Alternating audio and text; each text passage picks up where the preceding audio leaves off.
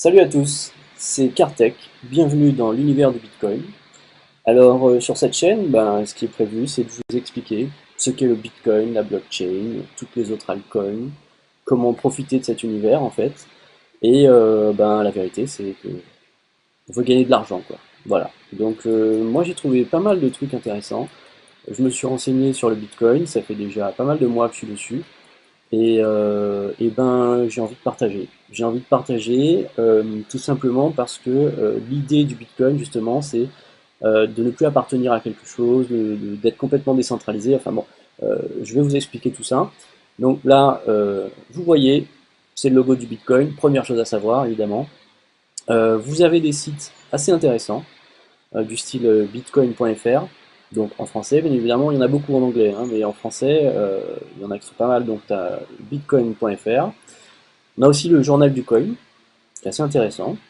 On a pas mal d'informations. Donc je vous invite à visiter ces sites de façon à vous informer sur l'actualité du Bitcoin.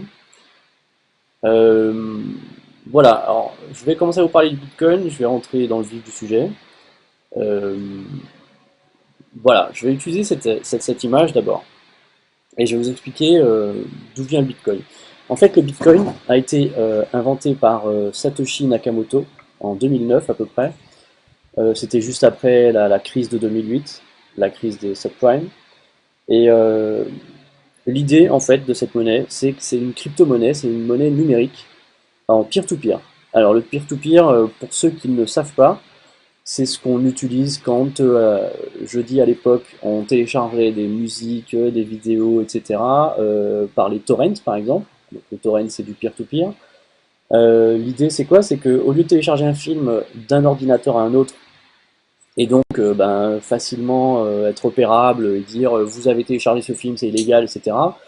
Ce qui s'est passé au fur et à mesure du temps, c'est que on a inventé le peer-to-peer. C'est un partage de fichiers parmi tous les ordinateurs qui sont sur le réseau. Ce qui veut dire que le fichier en lui-même, par exemple une vidéo, un film, je sais pas moi, Superman par exemple, il n'est pas complètement sur un ordinateur. Vous téléchargez un petit morceau du film chez X, chez Y, chez lui, voilà, et ça se fait en simultané. Donc vous vous rappelez, je suppose, quand vous utilisiez, si vous utilisiez les torrents, vous aviez souvent des personnes qui venaient de plusieurs pays différents, et des fois, on avait par exemple des gars qui venaient d'Allemagne ou d'États-Unis qui avaient une super bande passante, et donc on avait une grosse bande passante pour cet utilisateur.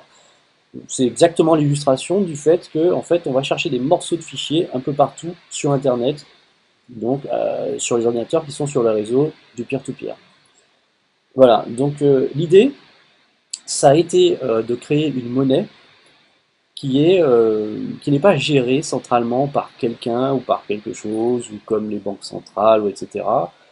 C'est une monnaie, en fait, dont le registre comptable est téléchargé sur le réseau. Donc, en fait, tout le monde a une trace de ce qui s'est passé euh, dans cette monnaie. Donc, on appelle ce registre, on l'appelle la blockchain. Je vais vous expliquer pourquoi. La blockchain, en gros, en français, ça veut dire une chaîne de blocs, quoi. C'est comme si c'est des maillons d'une chaîne. En fait, l'idée donc, c'est que chaque ordinateur qui est connecté au réseau de la monnaie numérique qui est le Bitcoin, chaque ordinateur télécharge ce registre. Et, euh, et donc, ce registre-là qui est public, il est distribué, je sais pas moi, sur des millions d'ordinateurs qui aident justement à faire ces transactions. L'avantage de ça, c'est qu'on ne peut pas vraiment tricher. Le truc, c'est que puisque ce registre est téléchargé chez tout le monde, donc forcément, il y a une majorité qui va dire oui, c'est ce qui est écrit dans le registre. D'autres vont essayer de tricher par exemple et dire non, moi j'ai un registre différent. On va me dire tu te casses parce que la majorité, elle a le bon registre. Donc en fait, c'est un gage de sécurité de pouvoir distribuer entre guillemets le registre des comptes de la blockchain du Bitcoin. Je ne sais pas si c'est très clair encore pour ceux qui ne connaissent pas du tout l'univers du Bitcoin. Je vais rentrer dans les détails un petit peu. Euh, mais voilà, l'idée donc c'est de distribuer et de décentraliser le stockage d'informations du registre comptable, en gros. Voilà. Vous voyez sur cette illustration, Là, on prend l'exemple des banques, par exemple.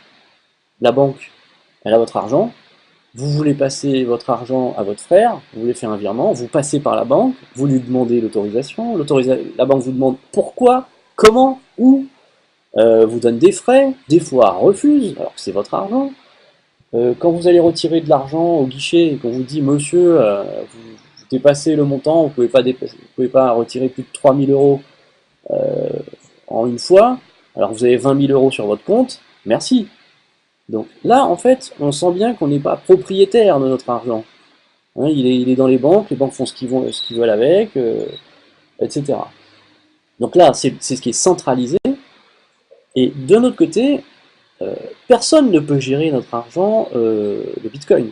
Puisqu'en fin de compte, ce sont tous les ordinateurs qui sont en réseau qui vont donner juste une décision qui est-ce que cette transaction est valide ou pas. Si cette transaction est valide en fonction du registre qui est enregistré chez tout le monde, à ce moment-là, on valide la transaction, terminé.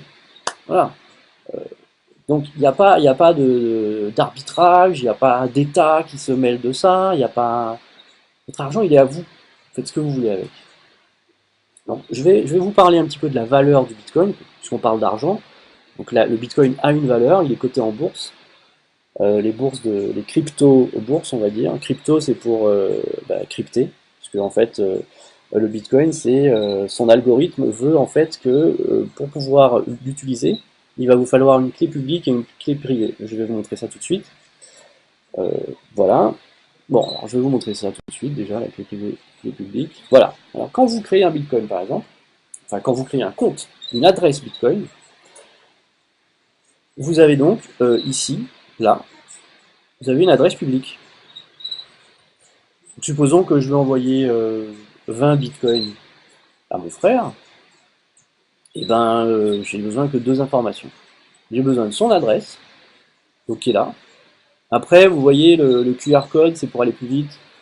On peut prendre le QR code et avoir exactement cette adresse, quoi. Donc le QR code qui est là, c'est juste pour ne pas réécrire à la main ce code, mais c'est exactement l'équivalent, quoi. Donc, je vais envoyer 2 bitcoins à mon frère, j'ai besoin de deux informations. Je n'ai pas besoin ni d'adresse, ni de quoi que ce soit, j'ai besoin d'un compte en banque qui en fait est l'adresse, donc je vais mettre l'adresse, et le montant. Terminé, je fais valider. D'accord? Je demande l'autorisation à personne. Ce qui se passe dans ce cas-là, c'est que du coup, moi j'ai demandé une transaction. Donc la transaction va entrer dans le réseau du Bitcoin pour savoir si effectivement moi sur mon compte j'ai bien 2 Bitcoins et combien il en avait lui sur son compte. Donc en fait il y a une vérification du registre. On redescend dans l'historique pour voir cette adresse elle en est où, lui il en est où. Si cette adresse existe et qu'il y a bien 2 Bitcoins au minimum, donc on confirme et donc la transaction va être effectuée.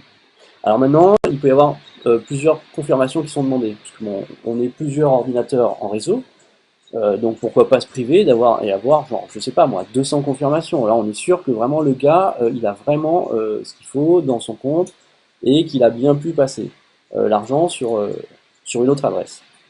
Il faut savoir que les transactions de Bitcoin sont irréversibles. Une fois que c'est fait, c'est fait. Euh, voilà, qu'est-ce que je peux dire d'autre? Donc ici, c'est qu'un exemple, hein, je trouvais ça sur internet. Euh, donc, euh, donc la clé publique et la clé privée, là, tout ça c'est faux, hein. Donc là, vous avez une clé publique. La clé publique, on a su ce que c'était, donc c'était l'adresse Bitcoin, c'est comme si c'est votre compte en banque, ou votre IBAN, ou d'accord, votre adresse de votre compte. Et à côté, ben, vous avez la clé privée. Cette clé privée va vous permettre justement de débiter votre compte. Donc, si j'ai que l'adresse de ce côté-là, là, on peut que créditer un compte avec une adresse. C'est pour ça qu'elle est publique, en fait. Vous pouvez mettre cette adresse n'importe où sur votre page Facebook, voire un autocollant sur votre voiture, on s'en fout complet. C'est vraiment quelque chose de public. Et une adresse Bitcoin, elle est faite que pour être créditée. Point final. Voilà. Si vous voulez débiter votre compte, ben, il faut à ce moment-là utiliser la clé privée. Et c'est pour ça qu'elle est privée.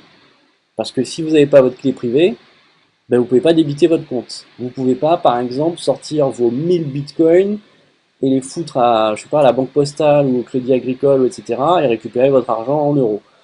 Donc, si vous avez perdu votre clé privée, vous êtes, bah, en fait, vous pouvez pas sortir votre argent. Voilà. Donc, c'est très important cette notion de clé privée et clé publique. Je vais vous apprendre à protéger vos bitcoins parce que vous allez voir par la suite dans la prochaine vidéo quand je vais vous montrer comment on achète du bitcoin en ligne avec sa carte bleue. Ben, en fait, le bitcoin va rester stocké là où vous avez créé votre compte. Donc vous aurez bien votre balance du genre j'ai acheté un bitcoin, mais vous n'aurez pas votre clé privée.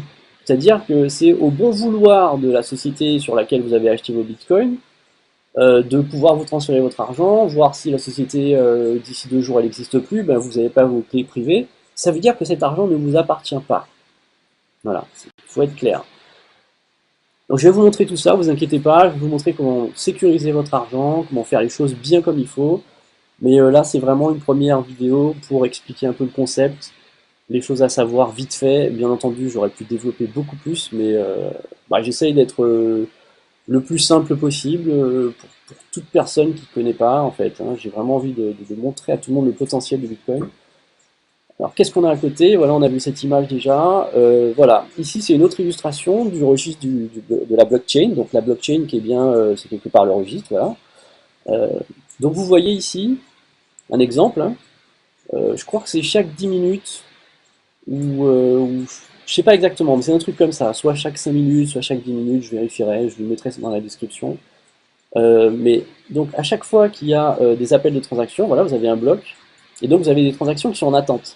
Donc y compris la mienne par exemple, quand je voulais transférer 2 bitcoins à mon frère, donc j'ai fait une demande de transaction. Bah, ces transactions-là, elles sont dans des blocs, les blocs sont travaillés par des machines, c'est des calculs énormes, puisqu'en fait tout ça c'est crypté.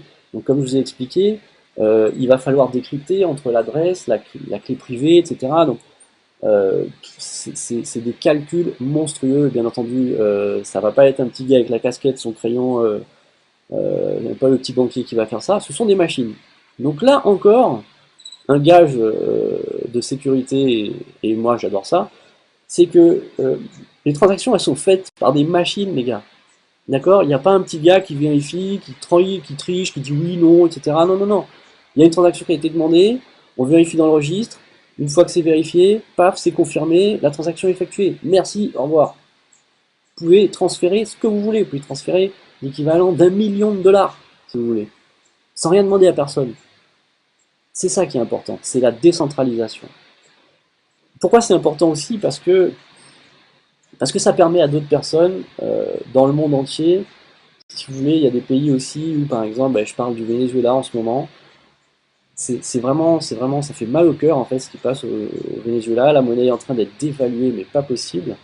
Donc ce qui se passe, c'est que les gens, ben, ils perdent leur argent, quoi. Ils ont quelques, je sais pas c'est quoi leur monnaie exactement là-bas, mais elle commence à ne valoir plus rien du tout. Et donc ce qui s'est passé dernièrement, c'est que pas mal de personnes au Venezuela ont acheté du Bitcoin. Pourquoi? Parce que le Bitcoin, il a sa valeur, et alors même si ça fluctue énormément, mais il a quand même son histoire, il a un historique, bah, il va tenir. Et puis il a une meilleure valeur que la monnaie qui est en train d'être dévaluée à gogo au Venezuela. Après, ça reste qu'un exemple.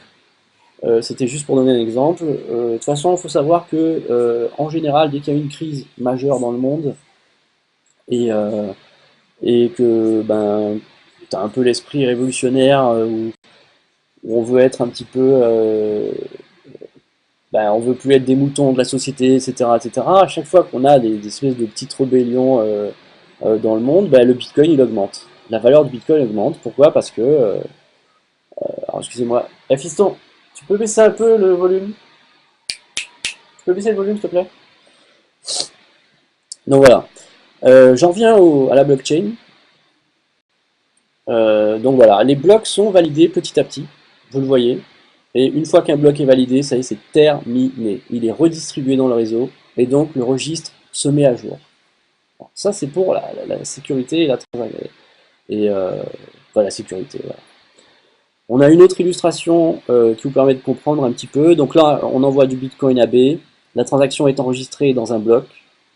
La transaction est propagée au réseau qui va la valider. Donc c'est ce que je vous ai expliqué.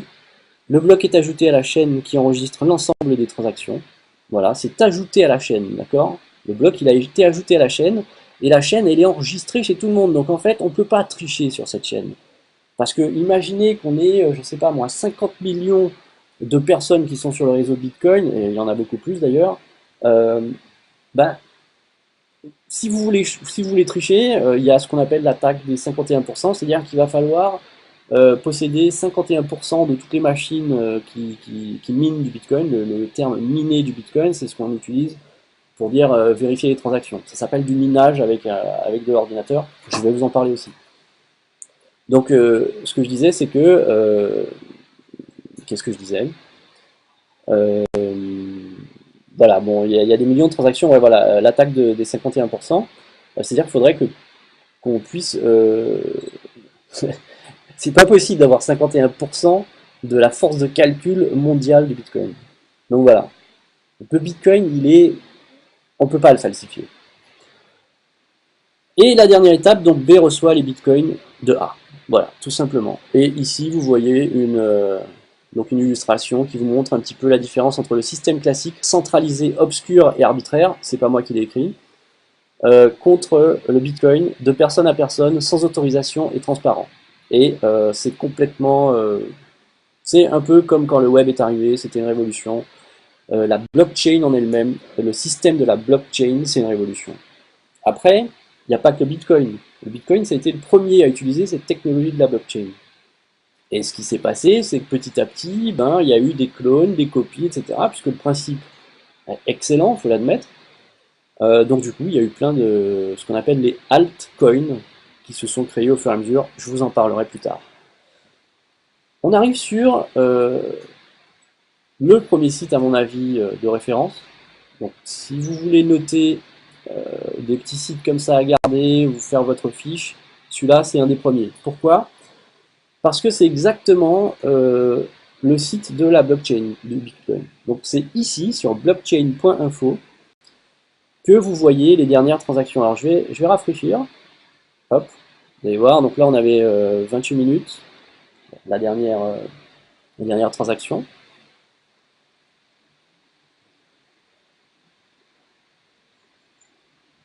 Voilà, donc on est passé à une autre, on est à 5 minutes, etc. Vous voyez, donc c'est à peu près chaque 10 minutes. Hein, voilà. Donc là, on voit qu'il y a eu 6000 bitcoins qui ont été transférés.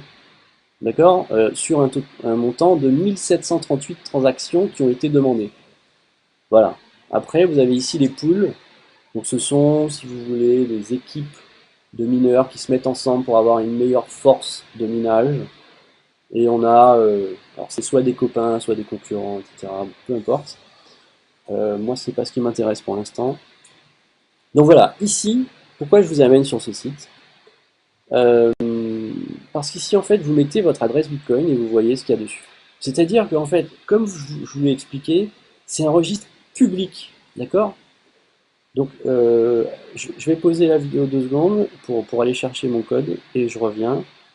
Donc là, ici, on peut mettre une adresse Bitcoin, n'importe laquelle. Alors, je vais prendre, par exemple, ici, voilà. Ici, je vais vous montrer ça plus tard, hein, c'est mon wallet. Alors, si par exemple, je veux recevoir, voilà, j'ai un code ici, d'accord? Je vais le copier. Et je veux savoir combien j'ai dessus. Donc là, vous le voyez, j'ai 0. Ouais, merde, c'est pas terrible cette histoire. Bon, bref. Je vais le mettre quand même. Hop.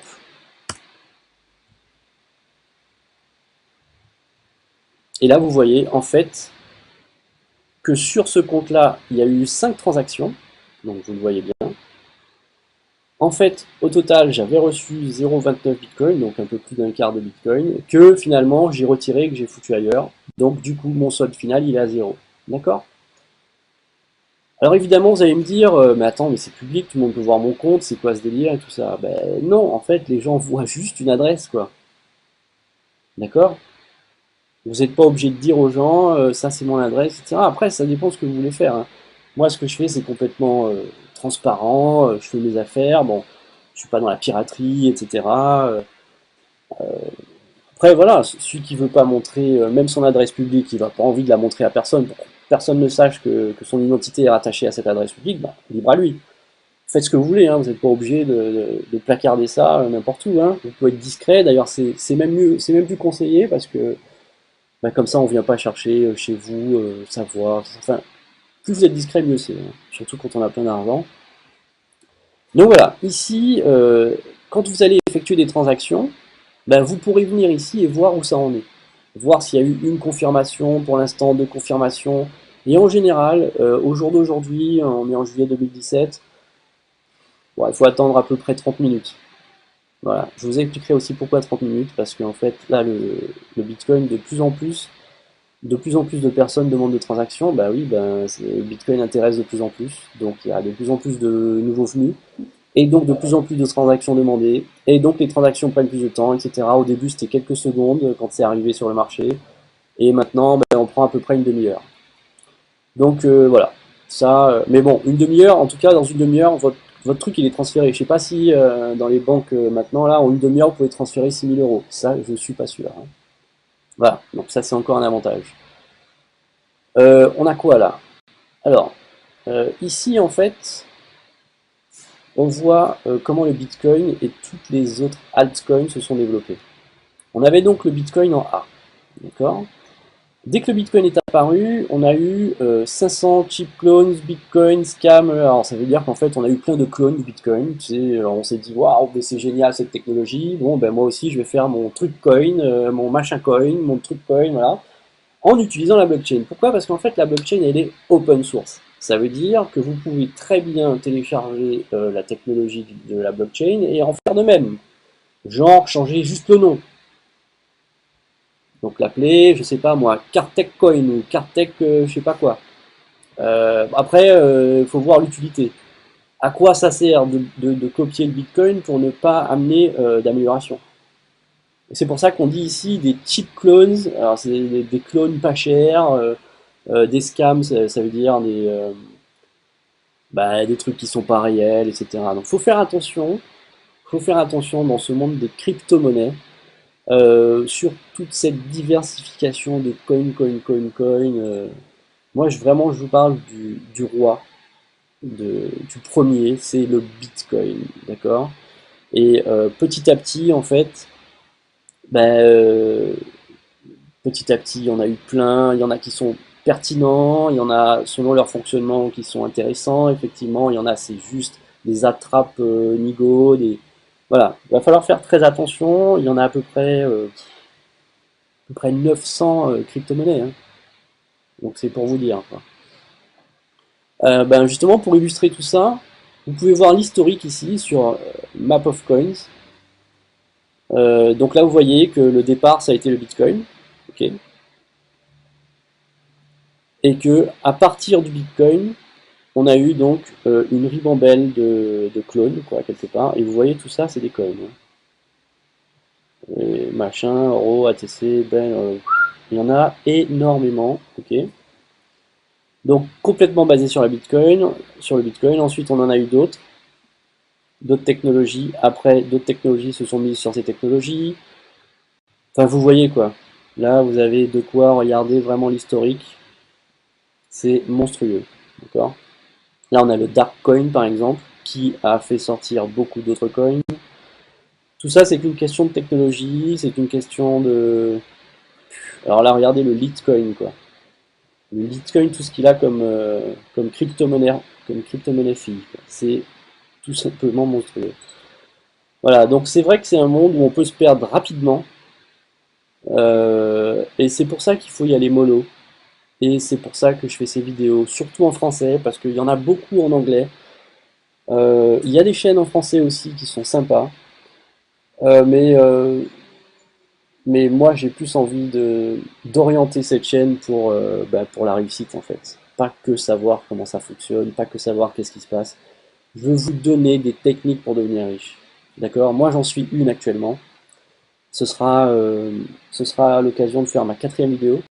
Là c'est la première. Donc lors de ma quatrième vidéo, je vais vous présenter ce que j'utilise et qui va me rendre riche. Donc voilà, moi je vous laisse libre de me suivre ou pas, mais moi je vais vous montrer ce que je fais en toute transparence et vous montrer que moi, ce que je veux en fait, c'est d'aller dans le même esprit que le Bitcoin. Le Bitcoin est là pour s'ouvrir à tout le monde. En fait, pour acheter du Bitcoin, vous demandez à personne. Vous pouvez acheter du Bitcoin dans 30 minutes là. Et vous n'avez besoin d'autorisation de personne. Quand vous allez ouvrir un compte à la banque, vous connaissez l'histoire pour ouvrir un compte. Donc voilà, le Bitcoin, il est là pour s'ouvrir aux gens. C'est vraiment, moi je dirais que c'est une révolution aussi à ce niveau-là. C'est une révolution technologique. Il est crypté, il y a un historique du registre qui est partagé et décentralisé, donc ça c'est déjà très bien. Et en plus de ça, il est complètement ouvert à tout le monde. Ça va redonner un petit peu de pouvoir à ceux qui n'en ont pas. Voilà. Je le dis clairement, je sais qu'il y a des gens qui travaillent dans tous les trucs de trading, de bourse, de machin, il y en a qui connaissent plein de techniques. Vous avez vu le loup de Wall Street. Franchement, moi je crois que c'est hallucinant quoi. Il y en a qui se gavent, il y en a qui se gavent. Et là, Peace and Love a un certain qui disait ça, il se reconnaîtra. Il y en a qui se gavent et c'est pas possible. Donc moi, j'en ai marre des gens qui se gavent. Et vu que grâce aux crypto-monnaies actuellement, on a la possibilité de commencer à gagner nous aussi, ben, je vais pas me gêner et je vais transmettre le savoir. Alors, abonnez-vous à ma chaîne et ben, vous verrez la suite et vous verrez, vous ne serez pas déçus. Alors donc, on continue notre petit tour.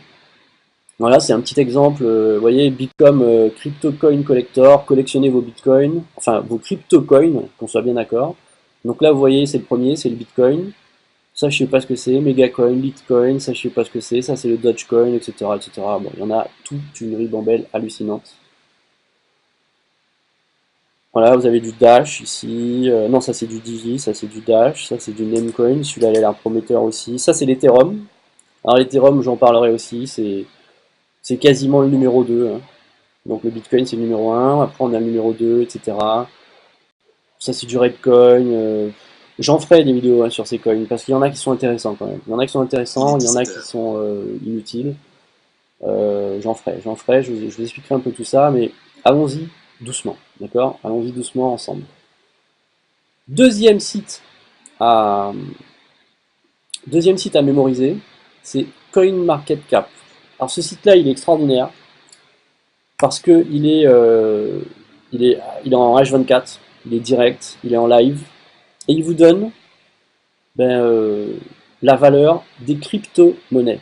Donc là, on n'est pas sur Wall Street, on n'est pas sur du CAC 40, on n'est pas sur machin, sur de l'or, etc. Vous allez me dire, attention, là on se rapproche de la bourse, moi j'aime pas la bourse, etc. C'est vrai, on est dans une espèce de bourse, mais c'est pas la même. C'est une crypto-bourse, d'accord? Et donc c'est une bourse sur des choses sont, bah, je dirais qu'ils sont un peu palpables parce que dans la mesure où on connaît la technologie, on sait d'où ça sort, on sait comment c'est perçu, euh, bah, ça va être un peu compliqué. Évidemment, on peut pas tout prévoir, mais c'est quand même mieux, moi je trouve, que la bourse. C'est quand même mieux parce qu'on peut comprendre. Là, le Bitcoin, on a compris quelle était la technologie qui était derrière, quel était l'esprit de décentralisation qui était derrière, donc on comprend bien pourquoi c'est celui qui est le plus aimé. Hein, d'ailleurs, c'était le premier aussi. Et bah, vous verrez au fur et à mesure des vidéos, vous comprendrez un peu mieux. Donc là, vous voyez quoi? On voit des choses intéressantes sur ce site. Donc là, on est sur la page d'accueil. On voit tout de suite le nom, donc le nom de la crypto-monnaie, le market cap, c'est-à-dire tout l'argent qui est investi en fait dans le Bitcoin. Là, par exemple, on est à 42 milliards de dollars. Ce qui veut dire qu'il y a 42 milliards de dollars de Bitcoin qui est en circulation. D'accord? Vous voyez ensuite le deuxième. Donc là, on est par market cap, hein. Le deuxième, c'est l'Ethereum, 18 milliards. Alors, qu'est-ce qu'on peut se dire quand on voit ces chiffres? On a le Ripple, le Litecoin, donc vous voyez, c'est numéroté, 1, 2, 3, 4, 5, 6, 7, 8, voilà. Bah, ces chiffres, ils sont quand même un peu parlants. Pourquoi? Parce que on voit qui fait confiance à qui. Donc là, on voit que 42 milliards d'euros par rapport à 18, les gens font plus confiance au Bitcoin. Ensuite, on aura l'Ethereum, ensuite on a le Ripple, le Litecoin, etc. Et là, franchement, les gars, allez-y, régalez-vous, regardez ce que vous voyez. Il y a des noms hallucinants, quoi, des trucs de ouf. Voilà, jusqu'à 100, je vais faire View All. pour voir où on en est. Alors vous voyez le total market cap, donc tout ce qui est investi, toute altcoin confondue, toute crypto-monnaie confondue, c'est à peu près à 87 milliards de dollars.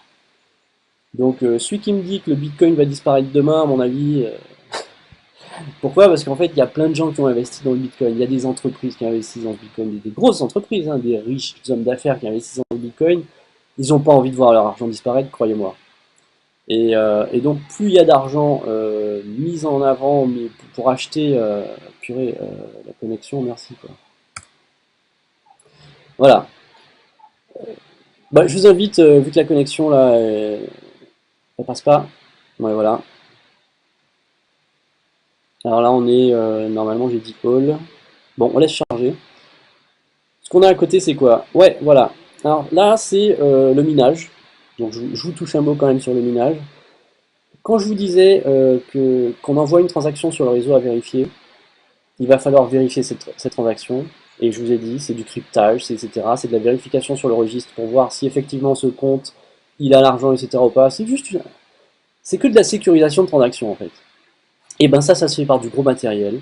C'est ce matériel-là. Voilà. Là, vous avez une, deux, trois, quatre cartes graphiques.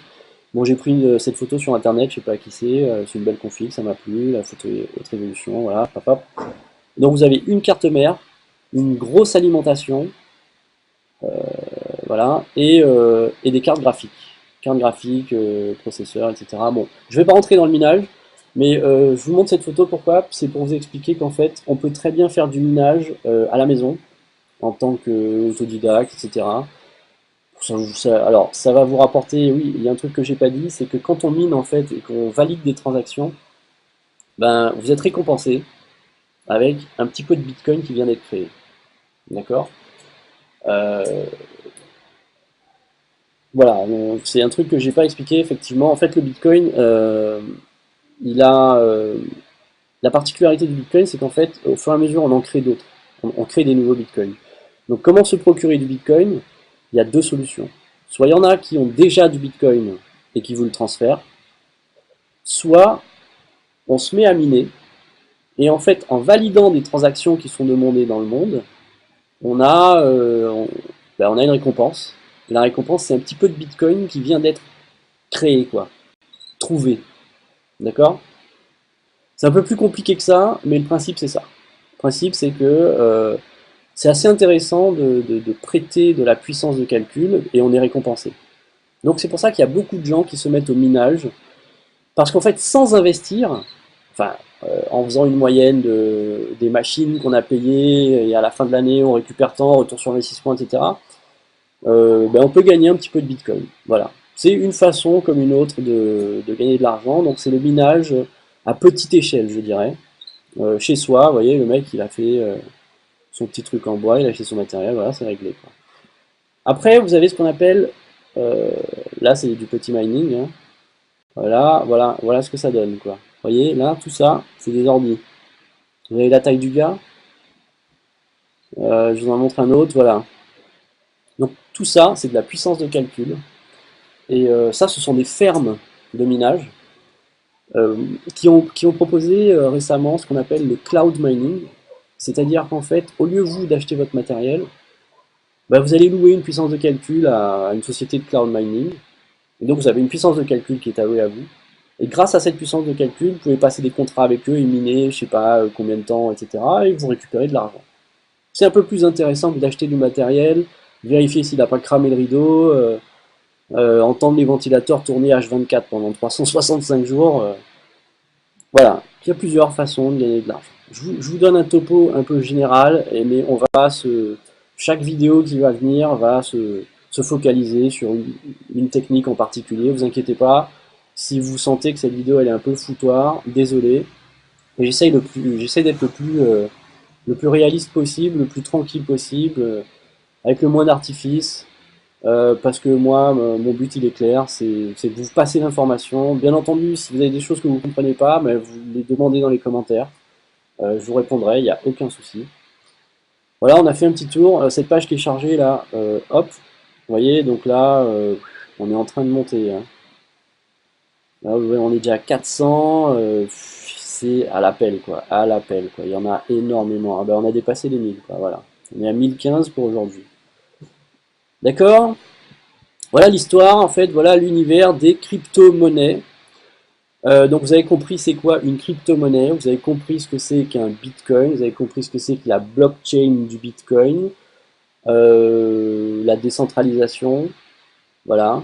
Qu'est-ce que j'ai d'autre à vous fournir comme information aujourd'hui? Je crois que c'est tout, on a fait le tour. Ben, je vais revenir dans une prochaine vidéo pour vous expliquer justement comment se procurer du Bitcoin, comment protéger son Bitcoin, comment avoir ses clés privées, etc. Pas se faire arnaquer, pas se faire avoir. Voilà. C'était Cartech pour l'univers du Bitcoin. Merci de m'avoir suivi. N'hésitez pas à liker, n'hésitez pas à vous inscrire et à partager, puisqu'en fait le but c'est de partager. D'accord les gars? Allez, ciao ciao!